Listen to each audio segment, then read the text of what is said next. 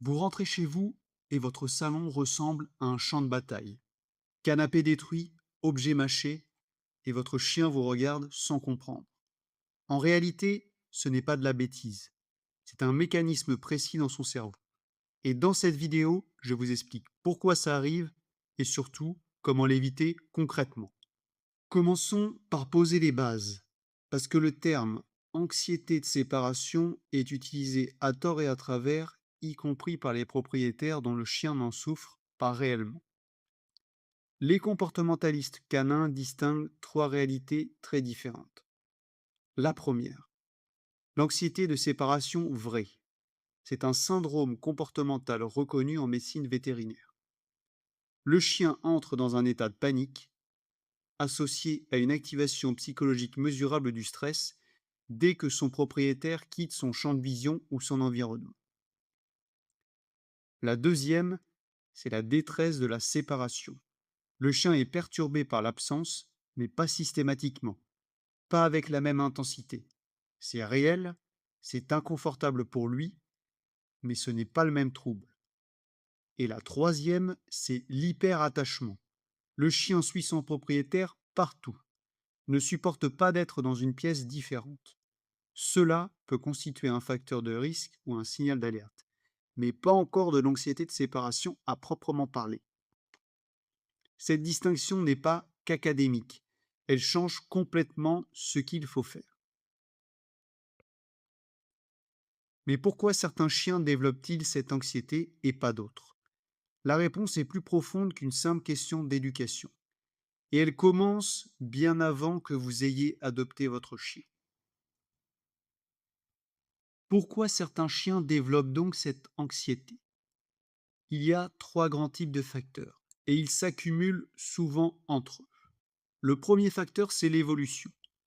Le chien domestique a été sélectionné génétiquement sur des millénaires pour vivre aux côtés de l'humain. Contrairement au loup, le chien a développé une sensibilité sociale particulièrement forte à l'espèce humaine qui est en partie liée à son évolution et à sa domestication.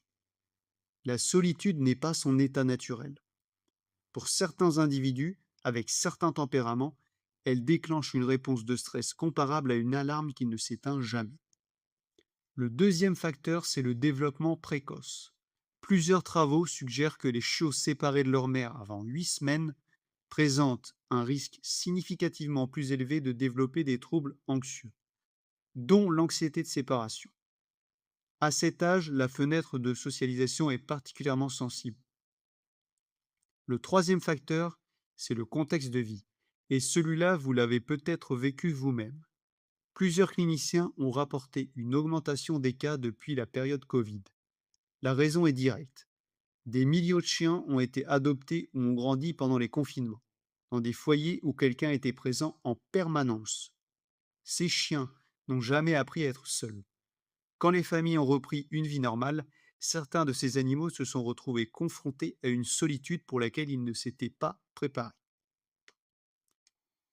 Et maintenant, nous allons voir un point qui va peut-être vous surprendre. C'est certains comportements de propriétaires bien intentionnés et affectueux qui aggravent le problème sans qu'on le sache. Premièrement, il y a multiplier les câlins et les au revoir élaborés juste avant de partir. Cela envoie un signal au chien. Quelque chose d'important se passe. Son niveau de vigilance monte. La séparation qui suit est d'autant plus brutale. Deuxième comportement qui est potentiellement non adapté, c'est de punir le chien à votre retour en découvrant les dégâts, même quelques minutes après. Généralement, cela est inefficace sur le plan de l'apprentissage. Il est peu probable que le chien associe cette punition au comportement passé. Il associe donc votre retour à quelque chose de menaçant, ce qui renforce son anxiété anticipatoire pour la prochaine fois. Et troisièmement, ce sont les solutions de surface mises en place. Les jouets, les friandises, la radio allumée, elles peuvent occuper un chien légèrement stressé, elles ne traitent pas un trouble anxieux réel. Nous allons voir tout de suite maintenant comment reconnaître les signes de cette anxiété. Alors, quels sont les signes d'alerte qui doivent vous pousser à consulter? Comment faire la différence entre l'ennui et une vraie détresse? Nous allons répondre à ces deux questions dans cette partie. Tout d'abord, je souhaite mentionner que seul un vétérinaire peut poser un diagnostic médical d'anxiété de séparation et que si la situation comportementale de votre chien vous dépasse, je vous invite sérieusement à consulter. Néanmoins, je vous donne, dans la suite de cette partie, les comportements et les signes à surveiller. Tout d'abord, il faut savoir que les comportements diagnostiques de l'anxiété de séparation apparaissent souvent dans les 30 premières minutes après votre départ. C'est là que la détresse est la plus intense. Un chien qui détruit ou vocalise 4 heures après votre départ présente probablement un autre problème. De l'ennui, un manque de stimulation, mais pas une anxiété de séparation. Les signes à surveiller pendant cette fenêtre de 30 minutes. Ce sont les vocalises continues, les aboiements, les gémissements, les hurlements, les tentatives de fuite, de grattage de portes, de fenêtres, les destructions ciblées, souvent près des points de sortie, l'hypersalivation, l'allaitement ou les tremblements, l'élimination alors que le chien est propre ou en présence du propriétaire. Et l'outil le plus simple et le plus efficace et le plus recommandé par les spécialistes, c'est pour identifier ces différents signes de filmer votre chien. Une caméra basique, un vieux téléphone posé sur une étagère ou une application de surveillance à distance. Observez ce qui se passe dans les 30 minutes qui suivent votre départ. C'est souvent révélateur et parfois rassurant pour les propriétaires. Beaucoup de propriétaires qui pensaient avoir un chien en détresse découvrent un animal qui s'installe et dort après quelques minutes. Maintenant que vous savez ce que c'est et d'où ça vient et comment le reconnaître, voici ce que vous pouvez faire concrètement. Et la réponse dépend directement du niveau de sévérité de ce que vit votre chien. Les spécialistes organisent généralement la prise en charge en 3 niveaux. Je vais vous les présenter dans l'ordre, un par un. Le niveau 1, c'est l'anxiété légère. Voyons comment traiter ce premier niveau. Le premier levier, c'est la modification des rituels de départ. L'objectif ici est de rendre votre départ anodin, de le dépouiller de toute charge émotionnelle. Pas de câlin prolongé, pas de discours, pas de au revoir mon chéri. Vous partez comme si vous alliez chercher votre courrier, en toute neutralité. Le deuxième levier pour ce niveau 1, c'est la désensibilisation progressive. Le but, exposer le chien à des absences si courtes qu'elles ne déclenchent aucune anxiété. Quelques secondes, puis augmenter très graduellement. L'objectif est de reconstruire une tolérance à la solitude sans jamais dépasser le seuil de panique.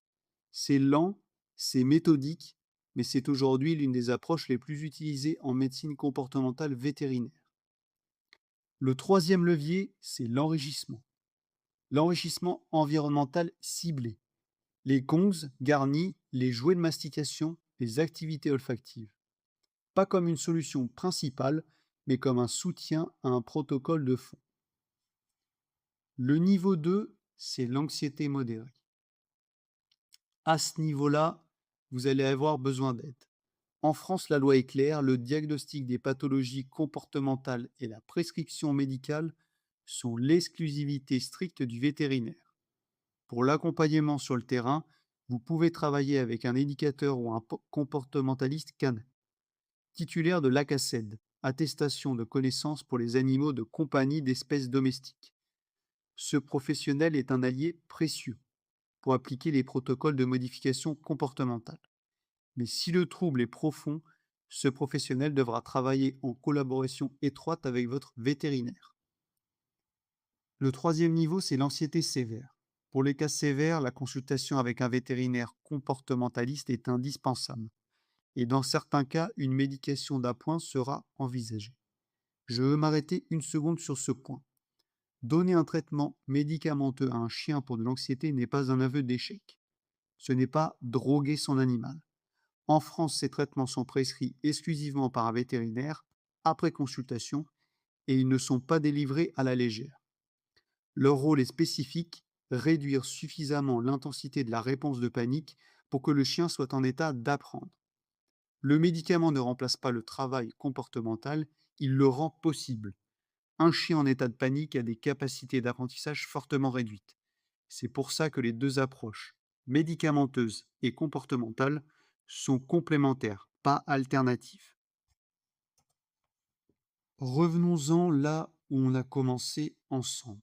Votre chien qui détruisait tout quand vous partiez, que vous pensiez capricieux, vengeur et incontrôlable, il ne vous punissait pas, il paniquait.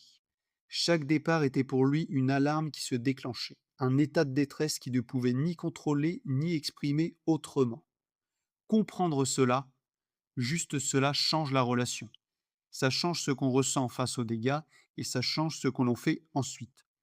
Ce n'est pas un chien difficile, c'est un chien qui souffre en silence chaque fois que vous fermez la porte. Cette semaine, je vous invite à faire un seul geste. Filmez votre chien dans les 30 minutes qui suivent votre départ. Revenez en commentaire me dire ce que vous avez observé. Un chien calme, un chien en détresse ou une action inattendue. Ces retours m'aident à comprendre ce qui vous est utile et à construire les prochaines vidéos. Si cette vidéo vous a plu, je vous invite à la partager et à vous abonner à la chaîne pour ne pas manquer les prochaines. D'ici là, prenez soin de vous et de vos animaux.